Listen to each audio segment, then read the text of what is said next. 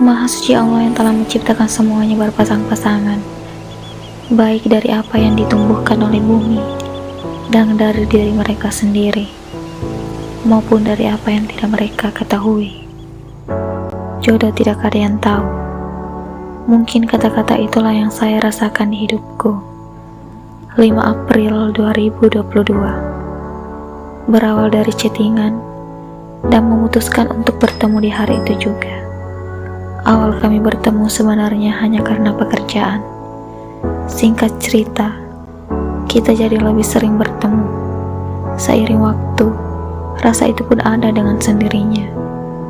Merasa banyak kecocokan satu sama lain. Akhirnya kita memutuskan untuk menjalin hubungan. Jodoh tidak ada yang tahu kapan datang dan siapa dia. Jodoh tidak memandang seberapa lama kita kenal dan seberapa lama kita menjalin hubungan. Manusia cuma bisa berusaha dan berdoa, dan alhamdulillah Allah mengijabah doaku.